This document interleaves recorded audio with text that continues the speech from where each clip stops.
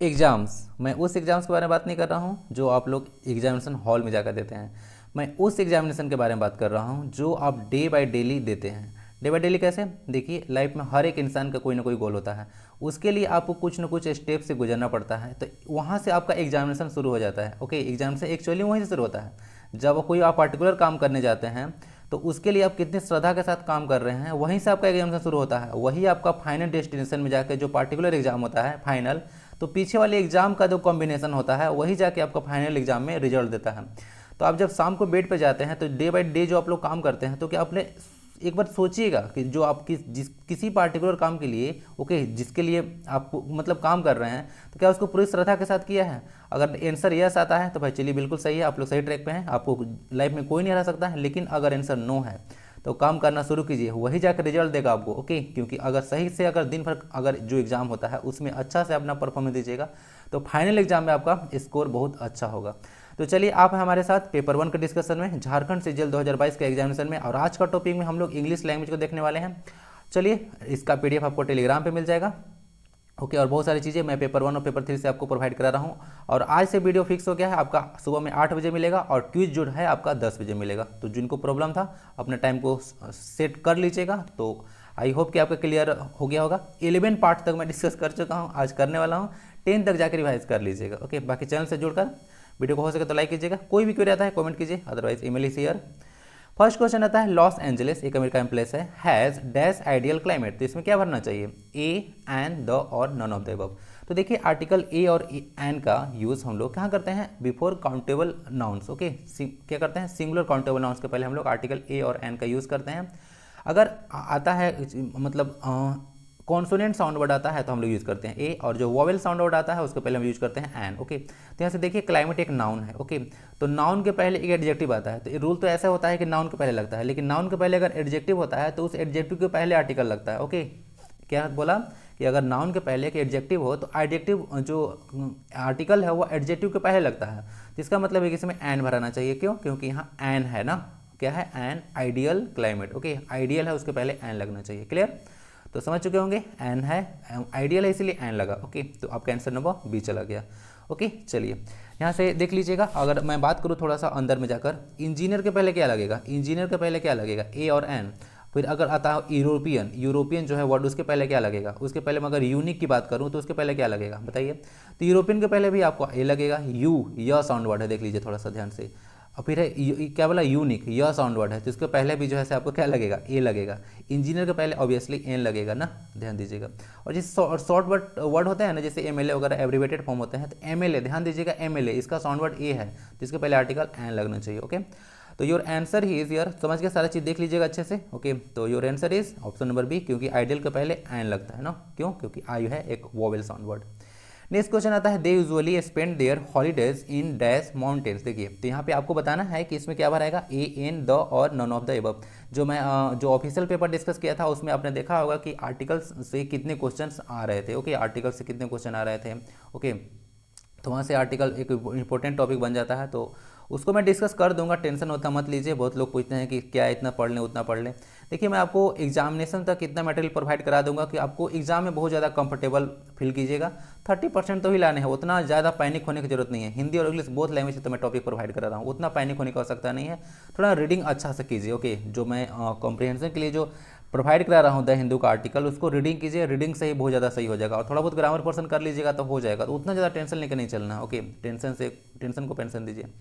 They usually spend their holidays in dash mountains. तो यहाँ क्या लगना चाहिए? ए, एन, द और नन ऑफ दिस। तो पहले देखिए, ए और एन तो ऐसे ही कट गया, पहले समझ लीजिएगा क्यों। क्योंकि माउंटेन्स एक प्लूरल काउंटेबल नाउन है, प्लूरल काउंटेबल नाउन के पहले आर्टिकल लगता नहीं है, सिंगुलर काउंटेबल नाउन के पहले लगता है, तो यहाँ से हट गया ऐसा ही। बाकी आपके पास ऑप्शन नंबर सी बच जाता है, नन ऑफ दिस तो होगा नहीं। क्यों?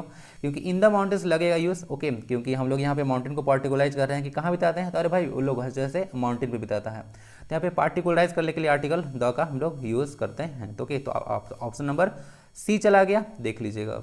नेक्स्ट क्वेश्चन आता है, I will arrive some time. कब बोला? I will arrive some time dash 8 AM and 9 AM। तो आपको देखिए पता होना चाहिए कि मतलब जो है से कौन कौन वर्ड है से किसके बीच आता है। तो देखिए, अगर 8 AM है, ओके, और 9 AM है, तो उसके बीच का समय के लिए हम लोग बिटवीन यूज करेंगे। सिंपल सी बात है, दो अगर पीरियड्स है कोई भी चीज़, ओके, दो पीरियड्स, तो उसके टाइम क्या होगा, दो पीरियड्स के बीच में बिटवीन लगेगा ना, क्या लगेगा, बिटवीन। दो अगर पीरियड है तो उसके समय को क्या कैसे नोट कीजिएगा, बिटवीन करने के बाद, between 9 and 10, between Sunday and Monday, okay. तो ऐसे आप लोग यूज़ कर सकते हैं, तो आपका आंसर नंबर बिटवीन जाना चाहिए, ठीक है। और बिटवीन का यूज़ हम लोग दो चीज़ के लिए करते हैं, ये भी एक इंपॉर्टेंट पॉइंट है। देखिए 8 और 9 दो चीज़ था होते हैं, इसके बीच में हम लोग बिटवीन लगा दिए। नेक्स्ट टू का यूज हम लोग दो है ना, सब प्लेस वगैरह के लिए करते हैं, जैसे कि my house is next to horse, okay, तो ऐसे यूज कर सकते हैं हम लोग। इन का यूज आपको पता है, हम लोग जो है से इन का यूज जो है से लार्ज प्लेसेस में करते हैं, क्या करते हैं, लार्ज प्लेसेस में, या कोई चीज़ किसी के अंदर है तो वहाँ भी हम लोग यूज करते हैं। ऑन का यूज हम लोग टच के लिए करते हैं ना, अगर कोई ऑब्जेक्ट है किसी के ऊपर रखा हुआ तो उसके लिए हम लोग ऑन का यूज करते हैं, ओके। चलिए, तो ये सारा हो गया। तो आंसर आपका क्या हो गया, ऑप्शन डी हो गया, क्योंकि बिटवीन दो चीज़ के बीच का टाइम इंटरवल, चाहे कुछ भी हो, दो को चीज़ के बीच में दिखाना होगा ना, तो वहाँ पे आप बिटवीन का यूज़ कर लीजिएगा। दो पर्सन वगैरह हो, थिंग्स हो, तो बिटवीन का यूज होते हैं। एमोंग का यूज हम लोग दो से ज़्यादा के लिए करते हैं, ओके। ही कंप्लेन्स डैश और हेडेज, ध्यान दीजिएगा, ही कंप्लेन्स ऑफ और हेडेज होगा ना। कंप्लेन के साथ अगर कोई बीमारी वगैरह है तो उसके साथ हम लोग ऑफ लगाते हैं, याद रखिएगा। अगर कोई बीमारी है, कोई समस्या है आपको, ठीक है, जैसे कि कोई इलनेस टाइप का कोई चीज़, ठीक है, तब हम लोग वहाँ पे क्या करते हैं, वहाँ पे जो है से हम लोग क्या लगाते हैं, ऑफ लगाते हैं। जैसे समझिएगा, जैसे कुछ कुछ यहाँ पे तीन चीज़ है आपके लिए बहुत ज़्यादा फ्रूटफुल होगा। कंप्लेन अबाउट अ प्रॉब्लम, अगर कोई चीज़ अगर आपको प्रॉब्लम है, general problem, I will complain about your bad habits, ठीक है, तुम्हारा बैड हैबिट ना से आंटी जी को बोल कर बहुत पिटवाने वाला हूँ, ओके, तुम्हारा बहुत बुरा हाल हो चुका है आजकल। उसके बाद आता है कंप्लेन टू अ पर्सन, अगर किसी से जो है से पर्सन अगर कोई है तो वहाँ से अगर कंप्लेन करना है आपको, तो complain to a person use कीजिएगा। जैसे ही has complain to the principal, वो जो प्रिंसिपल है उस क्या कर दिए हैं, प्रिंसिपल से कंप्लेन कर दिया हुआ प्राणी, ओके। प्रिंसिपल का स्पेलिंग देख लीजिएगा ध्यान से, ए एल होता है प्रिंसिपल में, स्कूल वाले प्रिंसिपल में लास्ट में एल होता है, स्कूल में पी और प्रिंसिपल में लास्ट में एल होता है, याद रखिएगा, भूलिएगा नहीं। जनरली लोग एली एली लगा कर चले जाते हैं, ऐसे भी एग्जामिनर जो है ना आपको धोखा देता है, मतलब धोखा का देगा आपसे, मतलब ऐसे फंसाने की कोशिश करता है। नेक्स्ट आता है complain of a medical problem, आके बोलता है कि जो है से complain of a medical problem जब होता है तो कॉम्प्लेन के साथ ऑफ लगाते हैं, क्या लगाते हैं, ऑफ लगाते हैं। तो सी कॉम्प्लेन्स ऑफ हर स्टोमक पेन, तो यही है स्टोमक पेन, यानी कि मेडिकल प्रॉब्लम होता है वहाँ पे, तो वहाँ पे हम लोग ऑफ प्रीपोजिशन का यूज करते हैं। पर्सन से है तो टू यूज करते हैं, और अगर कोई अगर प्रॉब्लम जनरल प्रॉब्लम है तो वहाँ पे हम लोग अबाउट का यूज़ करते हैं। तीन तरफ से प्रीपोजिशन यूज करता हो लगता है कॉम्प्लेन के साथ, तो सारा चीज़ डिस्कस कर दिया यहाँ पे, तो कॉम्प्लेन ऑफ लग गया आपको, ठीक है। ये ऑफ का मतलब ना किसी चीज़ से दूर होता है, आपादान कारक पढ़े हैं ना, तो उसी जैसा सेंस में यूज होता है से, ओके, ऑफ। नेक्स्ट आपका आता है आई am not living dash I get N apiology from you, तो बोलता है आई am not living dash I get N apiology from you, तो बोलता है ना कि हमसे जाने वाले नहीं है, आई एम नॉट लिविंग, मैं यहाँ से जा नहीं रहा हूँ, dash I get N apiology from you, यानी कि जब तक तुमको क्या करोगे, जब तक तुमसे मैं माफ़ी नहीं ले लेता हूँ, तो अच्छा यूज चला जाएगा यहाँ पे अनटिल, यानी कि करेक्ट यूज जो है सबका क्या हो जाएगा, अनटिल की। अनटिल का मतलब क्या होता है, अनटिल का मतलब होता है कि जब तक कि नहीं, क्या होता है, जब तक कि नहीं, तो मीनिंग निकालिएगा, आई एम नॉट लिविंग, मैं यहाँ से नहीं जा रहा हूँ, until I get an apology from you, यानी कि तुमसे जब तक हमको माफ़ी नहीं मिलेगा तब तक मैं नहीं जाऊँगा, ओके। तो याद रखिएगा यहाँ से, बाकी सारे वर्ड्स मैं यहाँ पे डिस्कस कर दूंगा, टेंशन मत लीजिए। एक यहाँ से यूज आता है ना अनटिल के साथ अनलेस का, तो याद रखिएगा अनटिल का यूज हम लोग टाइम को डिनोट करने के लिए करते हैं, और अनलेस का यूज हम लोग कंडीशन के लिए करते हैं, किसके लिए, कंडीशन के लिए, ओके। नेक्स्ट देखिएगा यहाँ पे जैसे वर्ड है सो दैट का मतलब होता है ना ताकि, इन ऑर्डर टू, जैसे बोलते हैं ना कि I purchase car so that I can go from one place to another place easily, तो सो दैट क्या होता है, मतलब इन ऑर्डर टू, ठीक है, के वास्ते या फिर ताकि। अनटिल का मतलब ये होता है कंजक्शन जब अनटिल हो, तो यहाँ पे up to the event mentioned, अगर किसी पार्टिकुलर इवेंट में अगर बात करते हैं, ओके, क्या होता है, पार्टिकुलर इवेंट पे बात करते हैं, वहाँ पे हम लोग अनटिल लगाएंगे, ठीक है। एक अनटिल अगर जब है से, इसका मतलब यही होता है up to the point of time, ठीक है, यानी कि किसी पार्टिकुलर समय पे ही है, ओके, तो यही अनटिल का यूज होता है।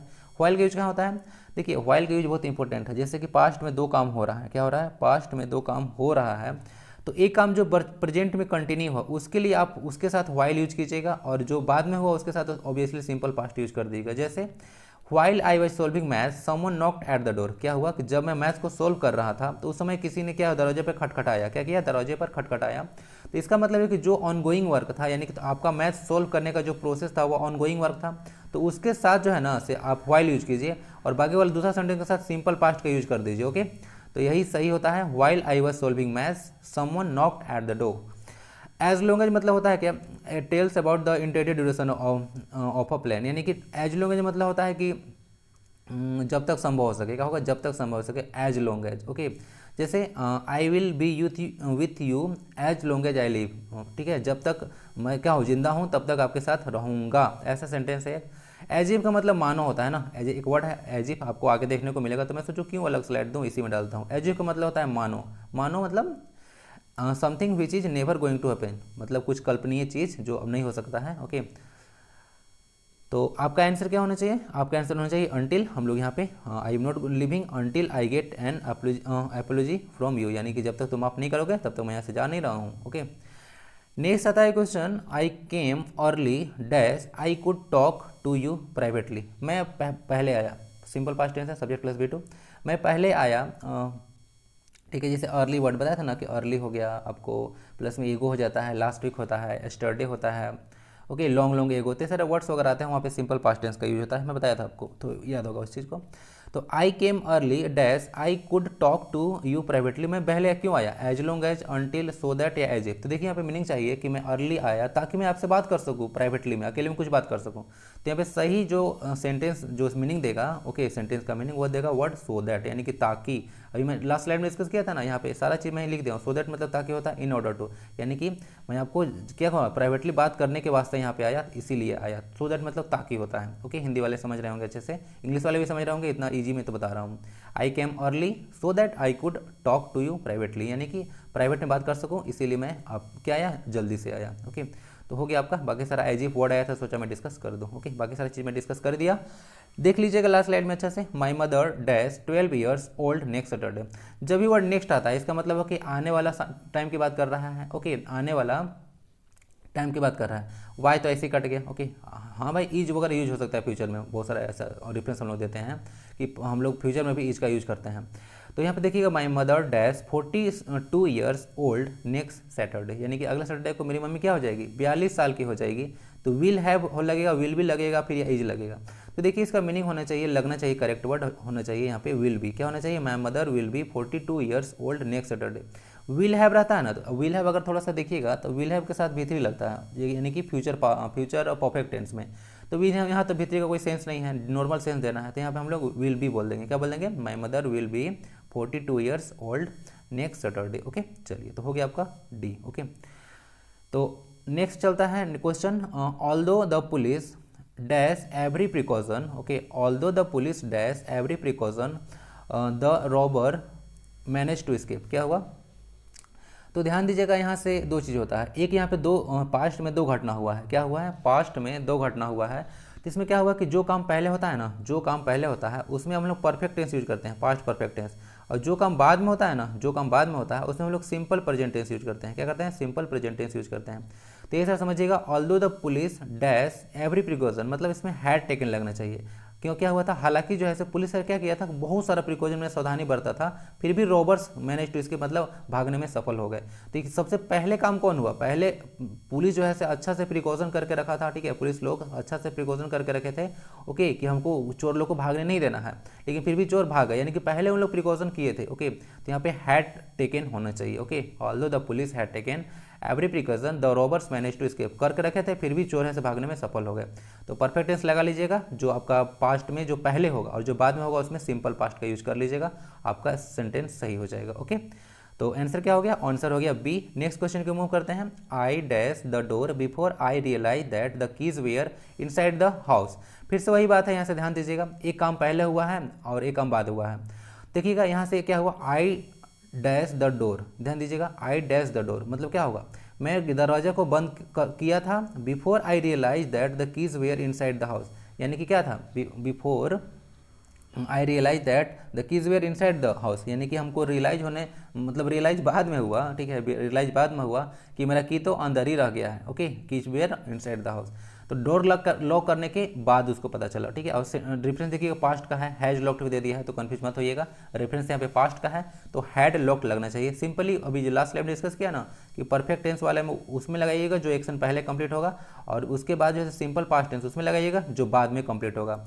आई had realize that I had lock the door before I realize that the keys were inside the house. और ऐसे एक फेमस स्टेट मतलब एक स्ट्रक्चर भी है आपका, subject plus had plus V3, okay, plus उसके बाद एक बिफोर आता है, क्या आता है, बिफोर आता है, उसके बाद सब्जेक्ट आता है, उसके बाद V2 आता है, प्लस ऑब्जेक्ट वगैरह जनरली, या भी तो यहाँ भी ऑब्जेक्ट हो सकता है, ओके। तो ऐसे लगता है, पता है ना आपको। तो ये स्ट्रक्चर जैसे कि the patient had died, okay, before the doctor केम ना, तो याद है ना आपको ये वाला सेंटेंस, तो बहुत फेमस सेंटेंस है, आपको पता होगा। तीसरी वाला स्ट्रक्चर में बहुत सारे क्वेश्चन पूछे जाते हैं, तो इसको याद रखिएगा। इसी स्ट्रक्चर पे था, जो काम पहले होगा पास्ट में उसके लिए हैड लगाइएगा, जो बाद में होगा उसके लिए सिंपल पास्ट टेंस यानी कि subject plus V2 plus object लगाइएगा। वी हैव शॉर्ट में लिखा हुआ है, देखिए यहाँ पे, we have all been dash about you. क्या कर रहे हैं हम लोग, जितने सारे हैं सब सोच रहे हैं किसके बारे में, आपके बारे में सोच रहे हैं। तो देखिए जो काम अगर पास्ट से शुरू होता है, क्या होता है, पास्ट से शुरू होता है और उसका जो है सभी प्रेजेंट तक जारी है, क्या है, प्रेजेंट तक भी जारी है, तो वैसा सेंटेंस को डिनोट करने के लिए हम लोग जो है से प्रेजेंट परफेक्ट कंटिन्यूअस का यूज करते हैं, और उसमें लगता है सब्जेक्ट प्लस हैज और have been plus before, okay. तो यहाँ पे देख लीजिएगा, वी हैव ऑल बीन जो है से थिंकिंग अबाउट यू, तो कौन सा ऑप्शन गया, ऑप्शन नंबर डी चला गया, ओके। तो थिंकिंग अबाउट यू हो गया, ओके। तो we have all been thinking about you, समझ में आ गया।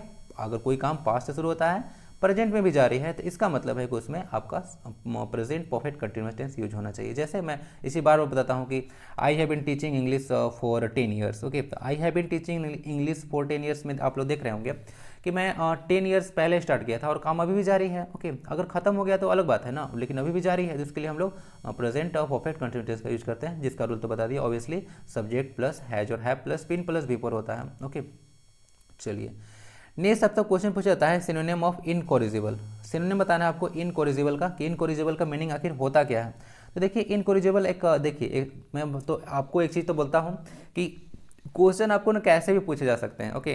क्वेश्चन आपको ये देखिए, एक्चुअली में ये वर्ड को ना जो है वन वर्ड सब्जेक्शन में पूछा जाता है। अगर ऐसे का पैटर्न उठा कर देखिएगा तो इनकोरिजिबल वर्ड आपको फ्रीक्वेंटली देखने को मिल जाएगा, जिसको क्या किया जा सके, जिसको सुधारा ना जा सके, उसको बोलते हैं इनकोरिजिबल। क्या बोलते हैं, इनकोरिजिबल। तो याद रखिएगा इसको ना। चलिए तो वन वर्ड में इसको पूछा जाता है, लेकिन देखिए यहाँ सिनोनिम में पूछ दिया, तो इसका मतलब होता है ना इनकोरिजिबल का मतलब, इनकोरिजिबल मतलब जिसको सुधारा नहीं जा सके, यानी कि क्या, ग्रीडी, बियॉन्ड रिफॉर्म या ऑर्फेन या फिर अनसुटेबल। बताइए जरा क्या होना चाहिए, अब तो समझ में आ रहा होगा ना। तो बियॉन्ड रिफॉर्म मतलब सुधार से परे, बियॉन्ड मतलब क्या होता है, से परे, ओके। बोलता है ना बहुत कोई, ये this thing is beyond your access, आपको एक्सेस से परे है। तो जिसको सुधारा नहीं जा सकता है, यानी कि सुधार से परे है, उसको हम लोग बोलते हैं बियॉन्ड रिफॉर्म, यानी कि incorrigible. One who can not be improved, okay, can not be improved, जिसको हम लोग सुधार नहीं सकते हैं, ओके, उसको हम लोग क्या बोल सकते हैं, उसको हम लोग बोलते हैं इनकोरिजिबल, ओके। शाश्वत शैतान टाइप के प्राणी लोग जो होते हैं उनको, उनके लिए जो है से इनकोरिजिबल वर्ड का यूज किया जाता है, ओके। तो बियॉन्ड रिफॉर्म हो गया आपका, समझ के। बाकी सारे जो वर्ड हैं, ओके, मैं एक वर्ड यहाँ से बताता हूँ आपको, इरेज करता हूँ। ग्रीडी का एक याद रखिएगा वर्ड, ग्रीडी का मतलब होता है ना लालची। क्या होता है, लालची, ठीक है। इसको एवेरेसियस होता है वर्ड, क्या होता है, एवेरेसियस, ठीक है, एवेरेसियस होता है लालची। ऐसे एवेराइस मतलब लालच होता है ना। ग्रीडी एक क्या है, ग्रीडी एक एडजेक्टिव है, ठीक है। तो एवरेसियस भी एक एडजेक्टिव आ गया। और बाकी समझ गए। अनसुटेबल मतलब वही चीज़ नॉट फिट होता है, अनफिट टाइप को बोलते हैं, उसको अनसुटेबल बोलते हैं। नेक्स्ट, अच्छा तो आंसर समझ गए ना, आंसर आपका भी हो गया, नहीं तो बोलिएगा कि पीरियडिक लगा चल गया क्या।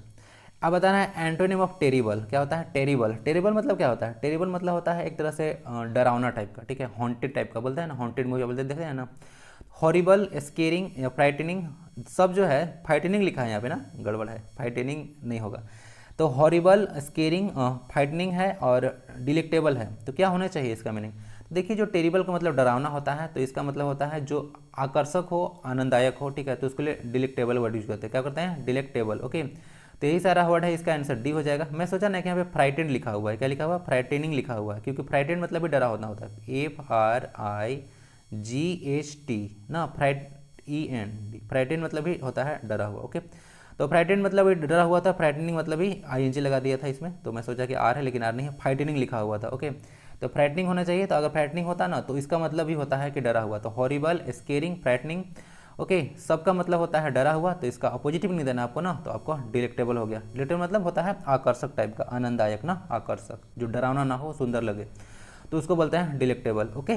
चलिए answer is D. Next question आता है आयशा, क्या है, Ayesha always dash the permission of her father before going for movies. ध्यान दीजिएगा, आयशा क्या करती है, हमेशा से। देखिए अगर कोई काम अगर हमेशा से आप करते हैं तो इसका मतलब है कोई जनरल हैबिट में आपका है। और जनरल हैबिट में आप देखिएगा तो जनरली ट्रांसलेशन करते हैं ना हम लोग, प्रेजेंट इंडिफिनिट का यूज करते हैं, जिसका रूल क्या होता है, सब्जेक्ट प्लस V1 या V5 प्लस ऑब्जेक्ट होता है, याद है। तो यही सारा हम लोग यूज़ कीजिए। तो ऐसा always dash the permission, always word है ना, एलवेज मतलब क्या होता है, एलवेज मतलब हमेशा, हमेशा यानी कि कोई चीज़ हमेशा कर रहे हैं तो बताया ना आपका हैबिट में है, तो हैबिट में है ऐसा, ठीक है। तो जी हम लोग जनरली ट्रांसलेशन किसे करते हैं, जनरली करते हैं हम लोग यहाँ पे। हैबिट तो जनरली नहीं, परमानेंटली करते हैं किसमें, प्रेजेंट और इंडिफिनिट में।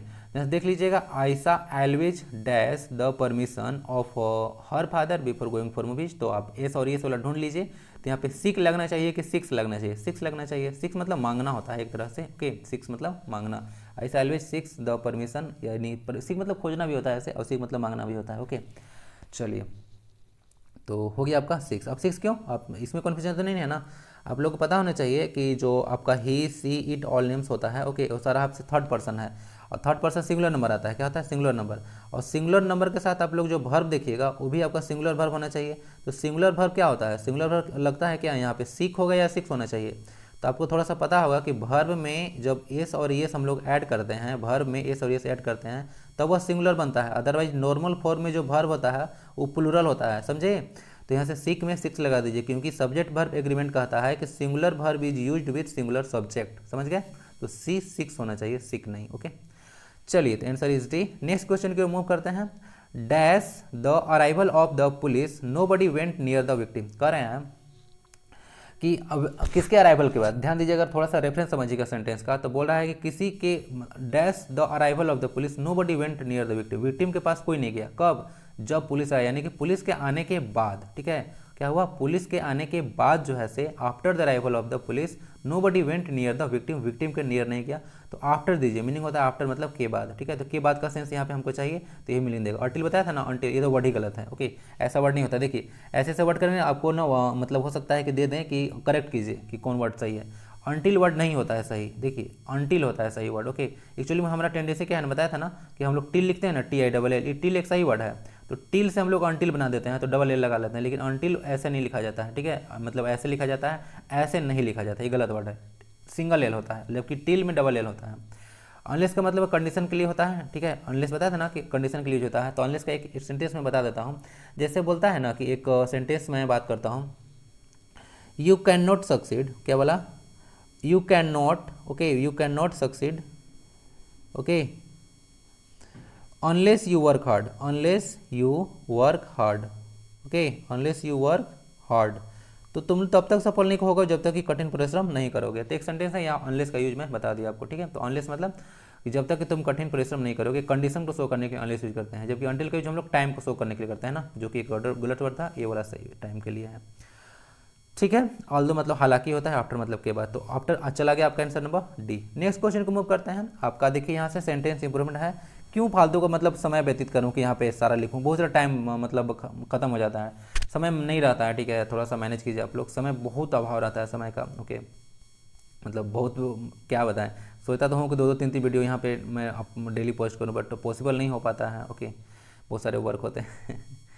चलिए, तो जो भी है, तो बट डेली अब 8 बजे फिक्स कर दिए हैं, तो आपको देखने को मिलेगा ही डेली वीडियो। और 10 बजे आप लोग लगा लीजिएगा, थोड़ा सा क्यूज वगैरह, थोड़ा सा फ़ायदा हो जाएगा आपको। The moment they saw me, the moment they saw me they were delight, क्या होना चाहिए, they were delight, are delighted, were delighted, had delighted, या नन ऑफ द एबव। तो देखिए यहाँ से अगर the moment they saw me, ध्यान दीजिए, किसी को देख कर आप प्रसन्न हो रहे हैं, इसका मतलब किसी से आप प्रभावित होकर हो रहे हैं। तो दे वेयर डिलाइट नहीं होगा, दे वेयर डिलाइटेड होना चाहिए, वे लोग प्रसन्न हुए, क्या हुए, वे लोग प्रसन्न हुए, कब, हम लोग को देखकर, बात समझ में आ रहा है। तो वे लोग प्रसन्न हुए, एक तरह से वेयर डिलाइटेड मतलब पैसिव सेंटेंस में जो है सेंटेंस लगना चाहिए, देयर वेयर डिलाइटेड मतलब वे लोग प्रसन्न हुए, तो वेयर डिलाइटेड लगना चाहिए, क्या लगना है, दे वेयर डिलाइटेड, बहुत ज़्यादा प्रसन्न हुए, ओके।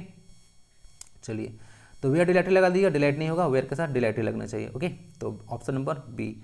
नेक्स्ट क्वेश्चन आता है, the moment the manager came to know of the fraudulent action of his assistant he order immediately dismissed him. ध्यान दीजिएगा, इसको करेक्ट करना है, इस जो आपका दिख रहा है यहाँ पे जो ब्लू किया हुआ जो वर्ड्स हैं, ओके, इसको आपको मतलब करेक्ट करना है।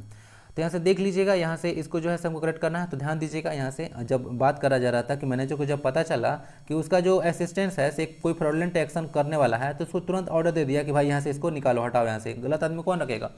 तो क्या होना चाहिए, ही, उसके बाद क्या होना चाहिए, इमीडिएटली ऑर्डर या इमीडिएटली ऑर्डर्ड हिज डिसमिस या ऑर्डर्ड हिज इमीडिएट डिसमिल, क्या लगना चाहिए, देखिए जरा। तो देखिए यहाँ से सही वर्ड जाना चाहिए, यहाँ से देखिएगा थोड़ा सा ए नंबर, क्या जाना चाहिए, ए नंबर। ए नंबर क्यों, क्योंकि देखिए यहाँ पे ही के बाद उसको सब्जेक्ट वर्ब चाहिए, तो ऑर्डर लग गया। उसके बाद यहाँ से देखिए डिसमिसल जो है एक नाउन है, क्या है, एक डिसमिसल नाउन है, और नाउन के पहले एक इमीडिएट एडजेक्टिव है, क्या है, इमीडिएट एडजेक्टिव है। यहाँ से इमीडिएटली ना एक एडवर्ब है, क्या है, इमीडिएटली एक एडवर्ब है, तो इमीडिएटली वर्ड नहीं लगना चाहिए, ओके। यहाँ पे ऑर्डर्ड हिज, देखिए यहाँ पे सही था, तो ऑर्डर इमीडिएटली डिसमिसिव, तो सेंटेंस ऐसी गलत था कि क्योंकि ऑर्डर वर्ड नहीं लगना चाहिए, क्योंकि रेफरेंस पास्ट का है, तो ये सेंटेंस ऐसी गलत हो गया। तो जो सही से जो आपका वर्ड जाएगा ऑर्डर्ड, जो कि पास्ट टेंस का है, हिज इमीडिएट डिसमिसल, डिसमिसल को पहले इमीडिएट लगना चाहिए। डिसमिसल एक नाउन है, नाउन के पहले एक एडजेक्टिव आना चाहिए, जो कि एडजेक्टिव कौन है आपका, इमीडिएट, ओके। तो समझ चुके होंगे, सारा चीज़ ऐसे करके इसको बना लीजिएगा। एडजेक्टिव ऐसे नाउन का हमेशा पहले ही आता है, ओके। तो देख लीजिएगा यहाँ से, तो समझ गए, इमीडिएटली ऑर्डर्ड, ऑर्डर, डिसमिसल वगैरह कुछ नहीं होगा, ऑप्शन नंबर ए जाएगा, ओके। तो देख लीजिएगा, नाउन के पहले सही करेक्ट यूज है एडजेक्टिव, और ऑर्डर यहाँ पे पास्ट टेंस का रेफरेंस को दे रहा है, तो ऑप्शन नंबर ए चला गया ना। नेक्स्ट क्वेश्चन आता है द ऑरेटर। ऑरेटर क्या होता है, ऑरेटर होता है मतलब एक तरह से जो चीज़ कोई चीज़ को मतलब देखता है ना, मतलब ऑरेटर मतलब कोई चीज़ को व्याख्या वगैरह करने वाला, तो वहाँ से चले गया, ऑडिटर उसको बोलते हैं। जो चीज़ मतलब कोई जो देख रेख कर मतलब देख रेख करता है उसको ऑडिटर बोलते हैं। देखिए होता है कि the auditor had been left the auditorium, बोला कि the auditor had been left the auditorium before the audience stood up, जो ऑडियंस जो स्टूड खड़े हुए, क्या हुए, खड़े हुए, उससे पहले ही चला गया, कौन, ऑडिटर। तो यहाँ पे हैड बिन लेफ्ट को हमको अंडरलाइन किया हुआ है, तो इसका मीनिंग बताना आपको। तो क्या हैड बिन लेफ्ट है, तो क्या हैड बिन लेफ्ट होना चाहिए, the auditor had been left, मतलब हैड बिन लेफ्ट मतलब रेफरेंस क्या है, हैड बिन लेफ्ट, उसको भगा दिया गया, तो ऐसा कोई सेंटेंस नहीं है। ऑरेटर खुद गया होगा, द ऑरेटर हैड लेफ्ट होगा, क्या होना चाहिए, orator had left the auditorium before the audience stood up. देखिए वही सारा सेंटेंस है, फिर से परफेक्ट का है और प्लस में पास्ट इंडेफिनिट का रेफरेंस है। तो यहाँ से देख लीजिएगा, ऑप्शन नंबर आपका ए चला जाएगा, ओके। बाकी सारे ऑप्शंस नहीं होंगे क्योंकि पास्ट का रेफरेंस है।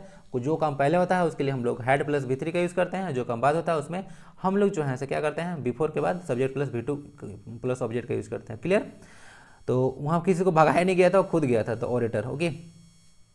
चलिए नेक्स्ट आता है आपका सॉर्टेड आउट, एक इडियम है, ध्यान दीजिएगा, इडियम्स वगैरह है, ओके। तो इसका बताना है सॉर्टेड आउट। तो सॉर्टेड आउट का मतलब क्या होता है, जैसे कि मैं भी यूज़ करता हूँ कभी कभी, कि जो अभी का प्रॉब्लम है, ओके, अब दीजिएगा उसको सॉर्ट आउट कर देंगे। तो सॉर्ट आउट का मतलब रिजॉल्व करना होता है, क्या होता है, रिजॉल्व करना, ओके। रिजॉल्व करना होता है यानी कि किसी प्रॉब्लम का निदान निकालना, उसको बोलते हैं सॉर्ट आउट करना, ओके। तो सॉर्टेड आउट का पास्ट टेंस में लगा लीजिएगा, रिजॉल्व हो जाएगा। विदाउट अ डाउट, देखिए विदाउट अ डाउट मतलब बिना कोई संदेह का, ठीक है। विदाउट अ डाउट का बिना कोई संदेह का, तो इसमें क्या हो जाएगा, मतलब इसके बिना कोई संदेह का मतलब सर्टेन है, ठीक है। क्या है, फॉर सर्टेन, यानी कि कोई चीज़ श्योर है, ओके। सर्टेन मतलब श्योर होता है। तो विदाउट अ डाउट मतलब विदाउट अ डाउट मतलब होता है सर्टेन। यहाँ से एक इंपॉर्टेंट बात आता है, इसको डाउट बट नहीं पढ़ते हैं, डाउट। बहुत सारे लोग क्या पढ़ेंगे, डाउट, बीटी नहीं होता है। अगर बी के बाद टी आता है तो उस बी का प्रोनाउंसिएशन जो होता है साइलेंट हो जाता है, टी हो गया। अब DEBT को क्या पढ़ेगा, डेप्ट, डेप्ट नहीं डेट पढ़ते हैं, इसको क्या पढ़ते हैं, डेट। तो याद रखिएगा ये सब थोड़ा चीज़, ओके। तो ऐसे होता है। तो फॉर सर्टेन हो गया, विदाउट अ डाउट मतलब फॉर सर्टेन मतलब सियोरिटी के लिए हम लोग इसको यूज करते हैं। You have hit the nail on the head, कह रहा है कि आपने जो है से नेल को जस्ट हेड पे हिट किया है, ठीक है। तो हिट से याद रखिएगा, यहाँ से हिट किया है नेल पे जस्ट, इसका मतलब होता है डन द राइट थिंग, मतलब आपने बिल्कुल सही काम किया है। तो किस चीज़ को हिट द नेल का जो इडियम है इसका मतलब होता है सही काम को करना, ठीक है, हिट।